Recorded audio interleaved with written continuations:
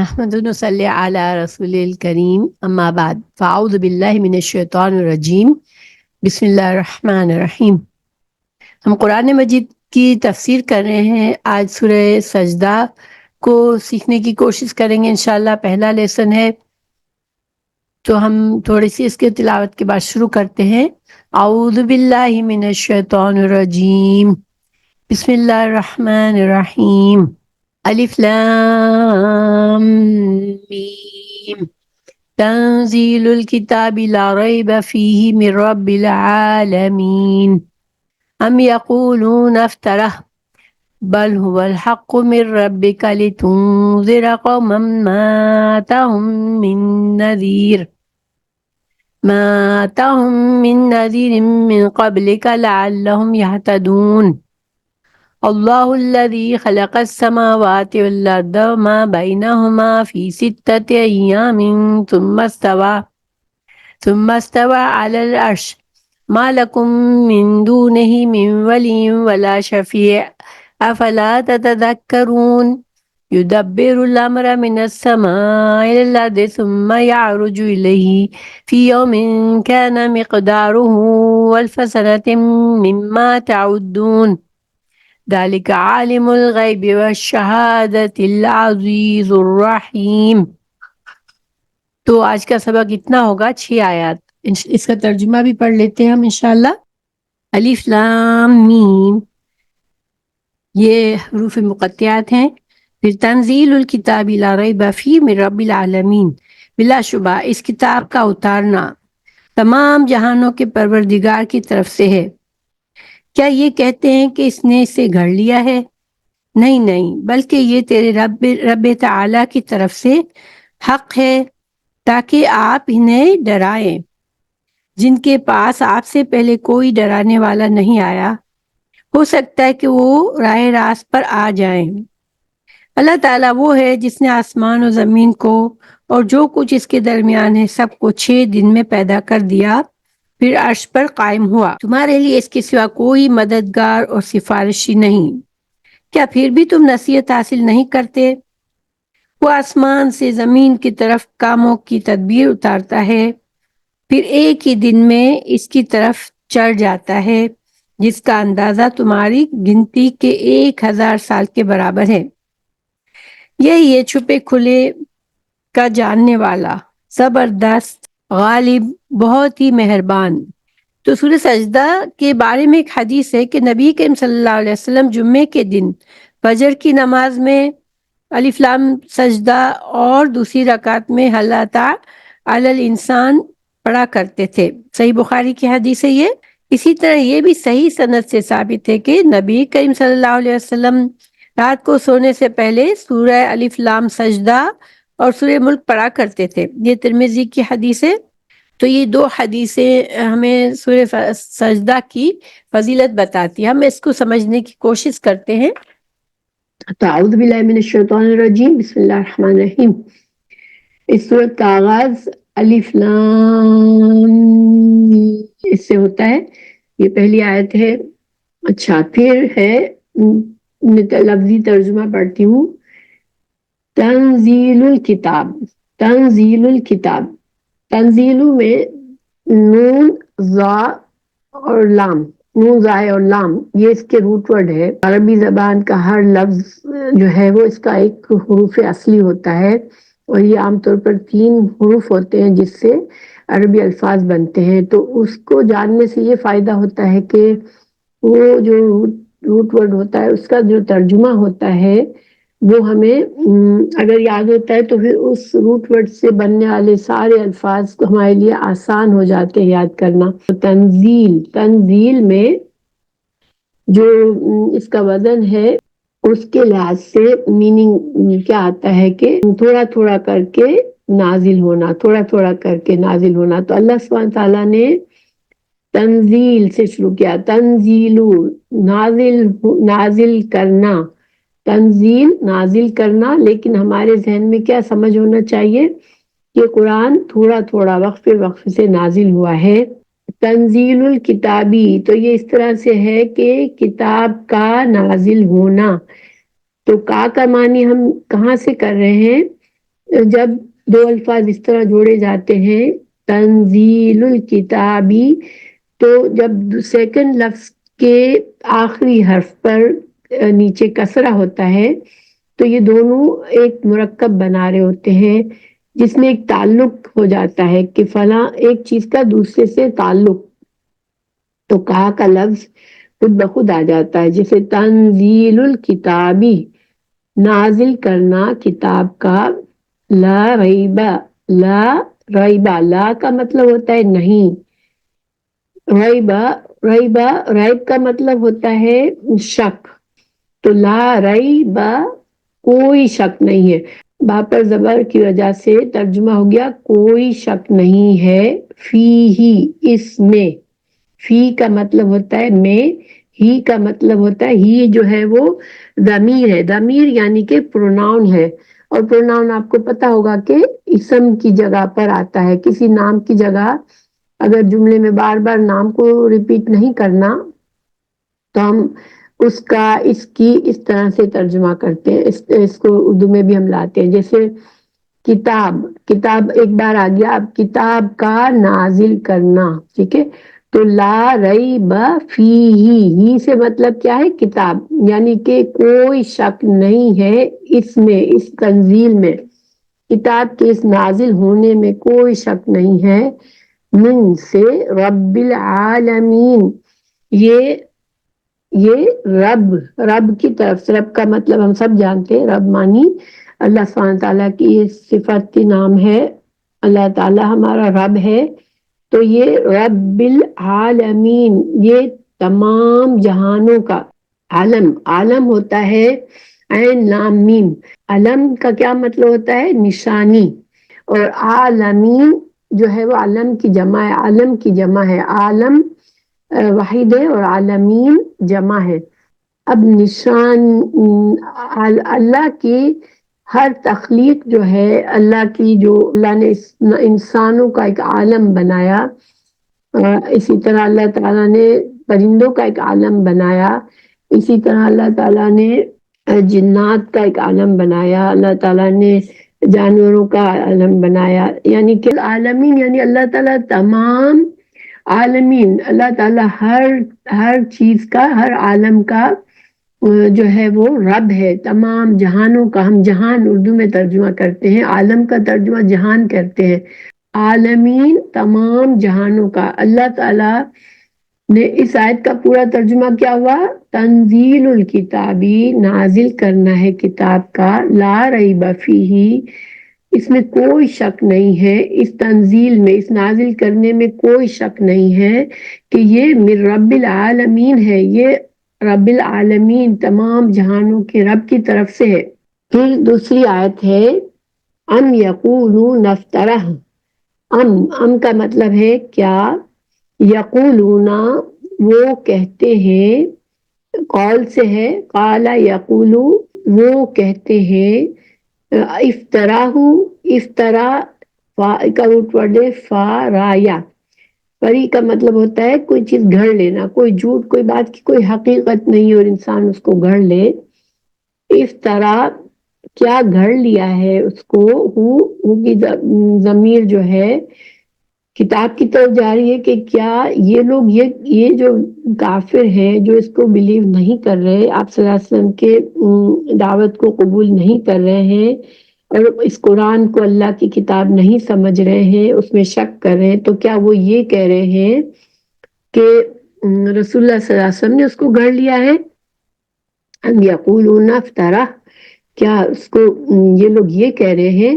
ایک طرح سے یہ آپ اللہ سبحانہ تعالیٰ ایک ناپسندیدگی کا اظہار فرما رہے ہیں یا چیلنج کر رہے ہیں کہ یہ جو لوگ اس قرآن کو جھٹلاتے ہیں وہ یہ کہہ رہے ہیں کیا کہ اس کو گھڑ لیا ہے، بلکہ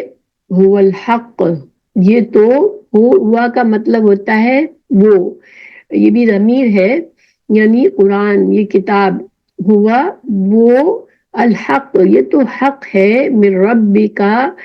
من سے، ربی کا تیرے رب کی طرف سے، لتنذرا تاکہ تو ڈرائے، نذرا سے ہے، نون ذرا اس کا روٹ ورڈ ہے، اور تا تو آپ صلی اللہ علیہ وسلم سے خطاب ہے کہ تو ڈرائے، یعنی آپ صلی اللہ علیہ وسلم ڈرائے قومن ایک قوم کو، ماں نہیں اتاہم جس کے پاس آئی، عطا کا مطلب ہوتا ہے آنا، ہم کا مطلب ہوتا ہے ان کے پاس، نہیں آئی ان کے پاس، نہیں آیا ان کے پاس، من کوئی نذیر، نذیر ہے ڈرانے والا۔ اب دیکھیں جیسے میں نے کہا تھا نا روٹ ورڈ سے ترجمے میں فرق، روٹ ورڈ کی بناوٹ کس طرح ہے، اب یہاں نذرا دونوں میں ہے، تم زیرا تو ڈرائے اور نذیر ڈرانے والا، ٹھیک ہے، یہ دونوں کا روٹ ورڈ ایک ہی ہے۔ ان کے پاس کوئی ڈرانے والا نہیں آیا ہے، من قبل کا آپ سے پہلے۔ اللہ سبحانہ تعالیٰ نے یہ مقصد بتایا کہ اس کتاب کو حق ہے یہ کتاب، اور اس کو اللہ تعالیٰ نے نازل اس لیے فرمایا ہے کہ آپ صلی اللہ علیہ وسلم اس کے ذریعے لوگوں کو آخرت سے ڈرائے، ان کی برے انجام سے ڈرائے، کیونکہ عرب میں آپ سے پہلے کئی صدیوں سے کوئی رسول نہیں آیا، کوئی ڈرانے والا نہیں آیا، تو اس وجہ سے اللہ سبحانہ تعالیٰ نے آپ کو بھیجا ہے، آپ صلی اللہ علیہ وسلم کو، کہ آپ اس قرآن کے ذریعے، اس کتاب کے ذریعے ان لوگوں کو ڈرائے جن کے پاس پہلے کوئی ڈرانے والا نہیں آیا آپ سے پہلے، لعلہم امید ہے، اللہ کا مطلب ہوتا ہے کہ شاید، امید ہے کہ وہ، ہم کا مطلب وہ، یہتدون، یہتدون کا روٹ ورڈ ہے ہدایا، اس کا مطلب ہوتا ہے ہدایت پانا، راستہ پانا، حق کا راستہ پا لینا، ہدایت پانا، تو تاکہ شاید وہ ہدایت پا جائیں، یہ مقصد ہے قرآن کے نازل فرمانے کا۔ تو پہلی آیت میں اللہ سبحانہ تعالیٰ نے کیا فرمایا کہ اس کتاب کے نزول میں کوئی شک نہیں ہے کہ یہ رب العالمین نے نازل فرمائی ہے، یہ پہلی، یہ سیکنڈ آیت تھی۔ دوسری آیت میں اللہ سبحانہ تعالیٰ نے ان کے دلوں میں جن کے شک ہے اور جو سمجھتے ہیں کہ آپ صلی اللہ علیہ وسلم نے اس کو گھڑ لیا ہے، ان کی نفی فرمائی کہ نہیں ایسا نہیں ہے، بلکہ یہ حق ہے اللہ سبحانہ تعالیٰ کی طرف سے، اور اللہ تعالیٰ نے مقصد بھی بتایا کہ اس کا نزول کا مقصد کیا ہے کہ رسول اللہ صلی اللہ علیہ وسلم اس کے ذریعے ڈرائے، کیونکہ آپ صلی اللہ علیہ وسلم سے پہلے کوئی ڈرانے والا نہیں آیا تھا، تو شاید اب ان لوگوں کو ہدایت آ جائے، جس اس کتاب کے ذریعے آپ صلی اللہ علیہ وسلم کی تعلیمات کے ذریعے ان کو ہدایت آ جائے۔ پھر یہاں 3 آیت ہو گئی، پھر چوتھی آیت میں اللہ سبحانہ تعالیٰ نے اپنا تعارف فرمایا کہ اللہ تعالیٰ کون ہے، اللہ نے اپنی کچھ صفات بتائی ہے، اللہ الذی، اللہ وہ ذات ہے، الذی کا مطلب ہوتا ہے وہ ذات ہے، خلقہ جس نے پیدا کیا، السماوات آسمانوں کو، والارض اور زمین کو، وما اور جو، بینہما ان دونوں کے درمیان، ہما جو ہے وہ ہم کا تسنیہ ہے، تسنیہ کیا ہوتا ہے، ڈویل، یعنی کہ ہم کا مطلب وہ، یہ جمع ہے، ہو جو ہوتی ہے واحد ہوتی ہے، اور ہما 2 لوگوں کے لیے استعمال ہوتی ہے، 2 چیزوں کے لیے استعمال ہوتی ہے، عربی میں 2 کے لیے الگ ضمیر ہے، تو وما بینہما یعنی آسمان اور زمین کے درمیان جو کچھ بھی ہے اس کو کس نے پیدا کیا ہے، اللہ نے، اللہ الذی خلق السماوات والارض وما بینہما فی 6 ایام، فی میں، ستہ جو کا مطلب ہوتا ہے 6، ایام یوم کی جمع ہے، یوم ہم اردو میں بولتے ہیں 6 دنوں میں، ثم پھر، استوا پھر وہ مستوی ہوا، مستوی کا مطلب ہوتا ہے کہ مستوی ہوا، یا اللہ کے اپنے عرش پر استوا ہونے کے لیے لفظ آتا ہے، اور اس کا ترجمہ بہتر ہے کہ استوا ہی کیا جائے، کیونکہ یہ کیسے استوا ہوا، یہ اللہ سبحانہ تعالیٰ کا کس طرح سے اپنے عرش پر استوا ہونا ہے، یہ اللہ سبحانہ تعالیٰ کی شان کے لائق ہے، ہم بس جو ہے یہ سمجھتے ہیں کہ اللہ سبحانہ تعالیٰ اپنے عرش پر استوا ہوا، یعنی اللہ نے 6 دنوں میں اس زمین اور آسمان اور جو کچھ بھی اس میں ہے اس کو پیدا کیا، اور پھر اپنے عرش پر استوا ہوا۔ اب یہ 6 دن ہمارے 6 دن کی طرح نہیں ہے، یہ 6 دن کیا ہے، یہ اللہ سبحانہ تعالیٰ ان کی حقیقت جانتا ہے کہ یہ 6 دن کی کیا حقیقت ہے، لیکن اس اللہ سبحانہ تعالیٰ نے 6 دنوں میں بنایا زمین اور آسمان اور اس کی ہر چیز کو، اور پھر عرش پر استوا ہوا اللہ سبحانہ تعالیٰ۔ پھر ما لکم نہیں ہے، ما نہیں، لکم لا مطلب لیے، کم تمہارے لیے، ما نہیں ہے تمہارے لیے، من دونی ہی، من سے، دونی، دونی کا مطلب ہوتا ہے سوا ہی اس کے، یعنی اللہ سبحانہ تعالیٰ کے سوا کوئی نہیں ہے تمہارے لیے، من جو ولی مددگار ہو، ولی کا مطلب دوسرا بھی ہے، دوسرے یعنی کوئی ہماری ٹیک کیئر کرتا ہے، ٹیک کیئر کرنے والا، ہم سے محبت کرنے والا، ہمارے ضرورتوں کا خیال رکھنے والا، دوست ہمارا مددگار، یہ سب ولی میں آتے ہیں۔ تو اللہ سبحانہ تعالیٰ ہی ہمارا دوست ہے، مددگار ہے، ولا اور نہیں، شفیع اور کوئی سفارش کرنے والا بھی نہیں ہے، یعنی اللہ تعالیٰ فرما رہے ہیں کہ اللہ وہ ذات ہے وہی خالق ہے زمین و آسمان اور اس کے تمام چیزوں کے درمیان جو کچھ بھی ہے، اور انسان جو ہے وہ مخلوق ہے، اور انسان کو اللہ کے مقابلے میں اگر انسان اللہ کو چھوڑ کے کہے میں کوئی اور سہارا ڈھونڈ لوں، تو اللہ کے سوا کوئی سہارا، کوئی ولی، کوئی مددگار نہیں ہے، اور نہ شفیع، نہ کوئی ایسا ہے جو اللہ سے ہماری سفارش کرے۔ اگر اللہ سے ایک بندہ منہ موڑتا ہے تو اللہ کے عذاب سے بچانے کے لیے اس کے لیے کوئی سفارش ہی نہیں ہے۔ افلا، کیا پھر نہیں، تتذکرون، تو یہ پھر ذکرہ، یہ تتذکرون جو ہے وہ ذکرہ سے ہے،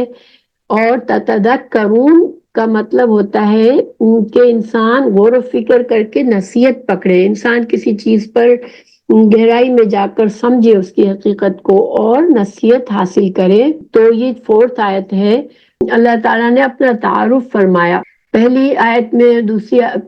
میں تو الف لام میم تھا، پھر دوسری آیت میں کتاب کے نزول کے بارے میں بتایا کہ اس میں کوئی شک نہیں ہے، اور اس میں پھر مقصد بتایا گیا تیسری آیت میں کہ یہ جو ہے اس کو کیوں نازل فرمایا ہے، تاکہ لوگ ہدایت حاصل کرے۔ پھر اللہ تعالیٰ نے اپنا تعارف فرمایا کہ اللہ خالق ہے زمین اور آسمان کا اور اس کے درمیان جو کچھ ہے، اور اللہ سبحانہ تعالیٰ اپنے عرش پر مستوی ہے، اور پھر اللہ کے سے منہ موڑنے والوں کے لیے کوئی ولی یا شفیع نہیں ہے، کوئی سفارش کرنے والا نہیں ہے، کوئی مددگار نہیں ہے۔ 5ویں آیت میں یدبر الامر، مدبر، ہم اردو میں مدبر کہتے ہیں، مدبر کا مطلب ہوتا ہے کوئی معاملات کی ٹیک کیئر کرنے والا، کوئی نظر رکھنے والا، کوئی معاملات کو صحیح طریقے سے چلانے والا۔ مدبر، اللہ تعالیٰ مدبر ہے، اللہ تدبیر کرتا ہے تمام معاملات کی۔ امر کا مطلب ہوتا ہے معاملات، ہماری زندگی، موت، ہمارا رزق، ہماری صحت، ہماری جو بھی ضروریات ہیں دنیا میں، مخلوق کے لیے جو بھی ضروریات ہیں، اللہ تعالیٰ ان کے معاملات کی تدبیر کرتا ہے۔ یدبر الامر من السماء، آسمان سے، الی الارض، تو آسمان سے زمین کی طرف اللہ تعالیٰ جو ہے وہ تمام معاملات، جو زمین پر جو معاملات ہونے ہوتے ہیں ان کی تدبیر اللہ کر کے احکامات نازل فرماتا ہے، اور پھر اس کا ترجمہ ہے وہ آسمان سے زمین تک ہر کام کی تدبیر کرتا ہے، پھر وہ کام ایک ایسے دن میں اس کی طرف چڑھ جاتا ہے جس کا اندازہ تمہاری گنتی میں 1000 سال کے برابر ہے۔ تو یدبر الامر، وہ تدبیر کرتا ہے تمام معاملات کی، من السماء، آسمان سے، الی الارض، آسمان سے لے کر زمین تک ہر معاملے کی تدبیر اللہ کرتا ہے۔ ثم یعرج، پھر دنیا سے جو بھی ہمارے معاملات ہیں وہ آسمان پر، یعنی کہ دیکھیں ہمارے اعمال، نیک اعمال اللہ کے پاس پیش کیے جاتے ہیں، ثم یعرج الیہ، پھر اس کی طرف لوٹتے ہیں، چڑھتا ہے، فی یومن، ایک ایسے دن میں، کانا ہے مقدار ہو، اس دن کی مقدار، یعنی وہ دن کتنا لمبا ہے، الف سنتن، 1000 سال کے برابر، مما، اس میں سے، جو تعدون، جو تم شمار کرتے ہو، یعنی کہ یہ جو تمام معاملات ہے دنیا کے، انسانوں کے اعمال، اور اس کو میں انشاءاللہ تھوڑا سا میں ایکسپلین بھی کر دیتی ہوں۔ آسمان جہاں سے عرش اور لوح محفوظ ہے، ٹھیک ہے، جہاں آسمان پر اللہ کا عرش اور لوح محفوظ ہے، اللہ تعالیٰ زمین پر احکامات نازل فرماتا ہے اور تدبیریں کرتا ہے، اور زمین پر ان کا نفاذ ہوتا ہے، اللہ کے معاملات جو اللہ تعالیٰ فیصلے کرتا ہے ان کا نفاذ زمین پر ہوتا ہے، جیسے موت ہے، زندگی ہے، صحت ہے، مرض ہے، عطا،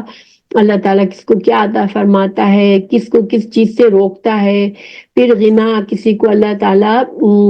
خوب نوازتا ہے، اور کسی کو فقر ملتا ہے، کسی کو انف نہیں ملتا، فقر و فاقہ سے گزارنا کرنا پڑتا ہے، پھر جنگ اور صلح کا معاملہ، عزت اور ذلت کا معاملہ، وغیرہ وغیرہ، یعنی کہ تمام معاملات جو انسانوں سے ریلیٹڈ ہیں، مخلوق سے ریلیٹڈ ہیں، وہ اللہ سبحانہ تعالیٰ کی طرف سے نازل ہوتے ہیں، اور پھر اللہ تعالیٰ عرش کے اوپر سے اپنی تقدیر کے مطابق یہ تدبیریں اور یہ تصورات کرتا ہے، جو اللہ تعالیٰ نے ہم لوگوں کی تقدیر لکھی ہوئی ہے جو کہ لوح محفوظ میں ہے، اس کے مطابق سارے معاملات کے تصرفات ہوتے ہیں، تمام معاملات طے ہوتے ہیں، پھر یہ تدبیر اور یہ امر اس کی طرف واپس لوٹتی ہے ایک ایسے دن میں جسے فرشتے لے کر جاتے ہیں، اور جو چڑھنے کا فاصلہ ہے فرشتوں کا عرش کی طرف، وہ اگر فرشتے تو ظاہر ہے کہ اللہ نے ان کو خاص اسپیڈ سے معاملات ان کے اللہ کی طرف پہنچاتے ہیں، لیکن ہماری سمجھ کے لیے بتایا گیا کہ اگر کوئی فرشتہ نہیں ہے اور وہ اتنا فاصلہ طے کرنا چاہے تو اس کو 1000 سال میں وہ اتنا فاصلہ طے کر سکتا ہے، اتنا فاصلہ طے کر فرشتے جو ہے وہ ان معاملات کو اللہ تک پہنچاتے ہیں، یا اس کے اور بھی معنی کیے گئے، لیکن تو ہم اس طرح سمجھ سکتے ہیں کہ اللہ تعالیٰ نے ہمیں کیا سمجھایا کہ اللہ سبحانہ تعالیٰ جو ہے وہ خالق ہے، اور اللہ تعالیٰ ہمارے تمام معاملات کی تدبیریں کرتا ہے، اور ہمارے جو دنیا کے معاملات ہیں، جو ہمارے اعمال ہیں، ان کی خبر اللہ رکھتا ہے، اور ان چیزوں کو باقاعدہ اللہ کے پاس پیش کیا جاتا ہے، جیسے ہماری نمازیں ہیں، ہمارے معاملات ہیں، ہماری عبادات ہیں، ان کو اللہ کے پاس پیش کیا جاتا ہے جو کہ فرشتے کرتے ہیں، اور جو یہ فاصلہ فرشتے طے کرتے ہیں، اگر ہم اس کو کرنا چاہے تو 1000 سال ہمیں لگے وہ فاصلہ طے کرنے میں۔ ہمیں پتہ ہے احادیث کے ذریعے کہ ہمارے اعمال صبح شام اللہ تعالیٰ کو پیش کیے جاتے ہیں، صبح کے فرشتے آتے ہیں، فجر کے وقت وہ رات کے فرشتے فجر کے وقت ہمارے معاملات کو لے کے جاتے ہیں، پھر عصر کے وقت جو ہے وہ فرشتے شام کے معاملات ہمارے لے کے جاتے ہیں، تو یہ ہمیں احادیث سے معلوم ہے، یہی بات اللہ تعالیٰ فرما رہے کہ اللہ غافل نہیں ہے اپنی مخلوق سے۔ پھر ذالکا، یہ آیت نمبر 5، تو آیت نمبر 5 میں ہم نے کیا سیکھا کہ اللہ تعالیٰ جو کہ خالق ہے وہ مدبر بھی ہے، وہ تمام معاملات کی تدبیر کرتا ہے، اور ہمارے تمام معاملات کا فیصلے کے احکامات اور انفارمیشن آسمان سے آتی ہے، پھر ہمارے معاملات جو ہم اعمال کرتے ہیں وہ سب آسمان پر چڑھائے جاتے ہیں، اور پھر اللہ تعالیٰ اگلی آیت میں بتا رہے ہیں ذالک، یہ ہے عالم الغیب، یہ ہے اللہ کی ذات جو کہ غیب کا علم رکھنے والا ہے، والشہادت، اور جو کچھ ظاہر میں ہے اس کا بھی علم اللہ کو ہے، العزیز، اللہ بہت زبردست غالب ہے، الرحیم، مگر ساتھ ساتھ اللہ رحم فرمانے والا ہے۔ جب انسان کے عزیز ہے، بہت بڑی ذات، بہت غالب ہے اللہ سب پر، لیکن غالب ہونے کے ساتھ ساتھ اللہ بندوں پر کیسے ہے؟ رحیم ہے۔ رننگ ٹرانسلیشن پڑھتی ہوں 6 آیت کا، یہی ہے چھپے کھلے کا جاننے والا، زبردست غالب، بہت ہی مہربان ہے۔ دیکھیے سبحان اللہ، اگر کوئی غور کرنے والا ہے تو اس کے لیے کتنا کچھ بتا دیا گیا ان 6 آیات میں، جیسے ایک سمندر ہے پورا۔ تو ہم تھوڑا سا بس ایک شورٹ سا خلاصہ سمجھ لیتے ہیں کہ دیکھیے، ہم مثال سے سمجھتے ہیں کہ ایک انسان دنیا میں ایک ایجاد کرتا ہے، کوئی سائنسدان ہے، کوئی کسی معاملے میں ایکسپرٹ ہے، وہ کوئی چیز بناتا ہے، ٹھیک ہے؟ تو اس کا مقصد یہ ہوتا ہے کہ لوگ اس کو استعمال کریں، اس سے فائدہ اٹھائیں۔ تو وہ بنانے والا سب سے زیادہ جان رہا ہوتا ہے کہ اس جو ایجاد ہے اس کا صحیح استعمال کیسے ہوگا جس سے پورا فائدہ حاصل ہوگا۔ تو عام طور پر ہم نے دیکھا ہے کہ کوئی بھی مشینری ہم لیتے ہیں تو اس کے ساتھ ایک چھوٹی سی بکلیٹ ہوتی ہے، ایک مینول ہوتا ہے جس میں اس مشین کے بارے میں سمجھایا جاتا ہے، اس کی کس طرح سے کیئر کرنی ہے، اس کو کس طرح سے استعمال کرنا ہے اور اس کا پورا فائدہ لینا ہے۔ اب دیکھیں، اس کو ذہن میں رکھتے ہوئے ہم سوچیں، اللہ تعالیٰ نے سب سے پہلے اس سورہ میں اس بات سے شروع کی کہ یہ جو کتاب ہے، یہ قرآن مجید ہے، اس میں کوئی بھی شک نہیں کہ اللہ کی طرف سے ہے، اللہ ہی نے نازل فرمائی ہے۔ تو دیکھیں کیوں؟ اس لیے کہ قرآن ہی تو وہ کتاب ہے جو ہمیں اللہ سے جوڑتی ہے، وہ ہمیں اللہ کے بارے میں بتاتی ہے۔ تو اگر ہمیں کوئی بھی شک ہوگا اس کے بارے میں تو بہتر ہے کہ ہم اس شک کو دور کر لیں۔ اس لیے اللہ تعالیٰ نے سب سے پہلے بات اس سے شروع کی کہ کوئی شک نہیں ہے کہ یہ اللہ کی طرف سے ہے یہ کتاب۔ ساتھ ہی ساتھ اللہ تعالیٰ نے اپنی صفت بتائی کہ وہ کون ہے جس نے نازل کی ہے، وہ رب العالمین ہے۔ یعنی کہ دیکھیں، ہر چیز کا جہان ہوتا ہے، انسانوں کا جہان ہے، جانوروں کا ہے، فرشتوں کا ہے، جنوں کا ہے، یعنی کہ جتنے بھی مخلوقات ہیں ان کی جو اقسام کی تقسیم ہے اس کو عالم کہتے ہیں۔ اللہ چونکہ خالق ہے، اس کی نشانی، اللہ کی مخلوق جو ہے وہ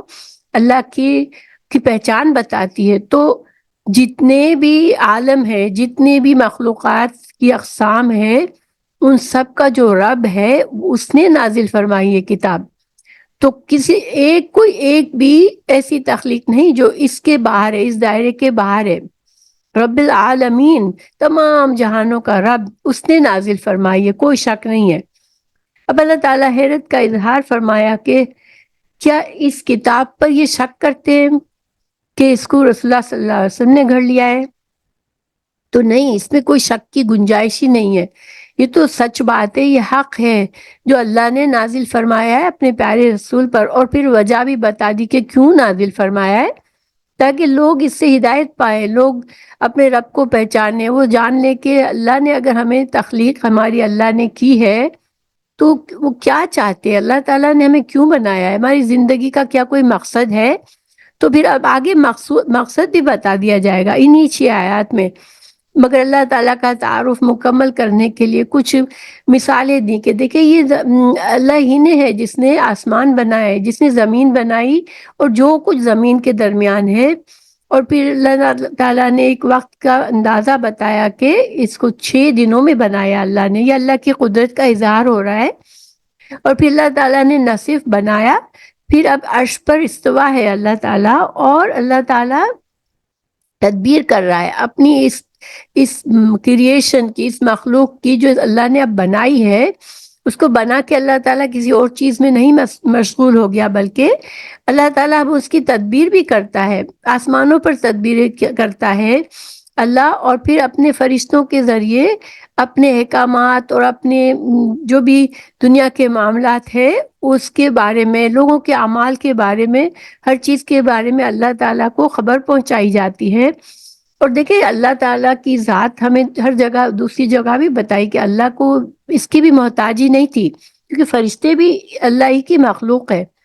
مگر اللہ تعالیٰ نے فرشتوں کے ذریعے کیوں بندوں کے اعمال کا حساب رکھتا ہے؟ کیونکہ ایک دن آئے گا قیامت جس میں جس میں سارا حساب کتاب ہوگا، اور یہ سارے ہمارے لیے کتابیں لکھی جا رہی ہے، فرشتے ہمارے لیے لکھ رہے ہیں، تاکہ کوئی انسان یہ کوشش نہ کرے کہ لو ہم نے تو کچھ بھی نہیں کیا، ہمیں کیوں سزا دی جا رہی ہے۔ تو یہ اعمال اس لیے لکھے جا رہے ہیں کہ ہمارے سامنے پیش کیے جائیں گے اس کو، تاکہ ہم جانیں کہ اچھا دیکھیں، ہم تو عمل کر کے بھول جاتے ہیں، لیکن اللہ تعالیٰ نے کہ فرشتوں نے لکھا ہوا ہے سارا کچھ۔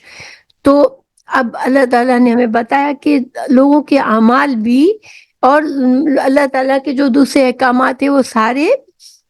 آسمانوں سے آتے ہیں، پھر اللہ تعالیٰ زمین پر سب نافذ کیے جاتے ہیں، اور پھر سارا حساب کتاب اللہ تک پہنچایا جاتا ہے۔ ہمارے کرام کاتبین، ہم جانتے ہیں کہ وہ ہمارے اعمال کے ایک ایک چیز لکھتے ہیں۔ اچھا، پھر اللہ سبحانہ تعالیٰ نے فرما دیا کہ وہ عالم الغیب ہے، ہر چیز کا جاننے والا ہے۔ تو گویا دیکھیں، اور پھر عزیز ہے، زبردست ہے، اللہ کی پکڑ سے کوئی نہ باہر ہے، نہ اللہ تعالیٰ سے کچھ چھپا ہوا ہے اس دنیا میں، مگر اتنا زبردست، اتنا غالب ہونے کے باوجود کہ وہ ایک لمحے سے بھی نہ کسی کو نافرمانی کرنے کی اجازت نہ دے، اور اس کو فوراً پکڑ کر اس کو فنا کرنے کی صلاحیت اللہ تعالیٰ کے پاس وہ طاقت ہے۔ وہ اتنا عزیز، اتنا زبردست ہے، مگر ساتھ ہی ساتھ وہ بہت ہی رحیم ہے، بار بار اپنے بندوں پر رحم فرماتا ہے، ان کے گناہوں کو معاف کرتا ہے اور ان کو ہدایت دیتا ہے۔ اور یہ قرآن بھی اللہ ہی کی ایک رحمت ہے جو اس نے ہمیں ساری چیزیں بتا دی۔ تو دیکھیں، بڑا زبردست اسٹارٹ ہے الحمدللہ اس کتاب کا، اس سورہ کا۔ تو مجھے لگتا ہے کہ اگر ہم ہر رات اس کو پڑھتے وقت یہ ساری باتیں غور کرتے ہوئے پڑھیں گے انشاءاللہ، تو ہمارا ایمان بڑھے گا، اور اس سے ہمارے اعمال درست ہوں گے انشاءاللہ۔ تو یہ آج کا سبق تھا۔ اب اگلا سبق انشاءاللہ آیت نمبر 7 سے شروع ہوگا۔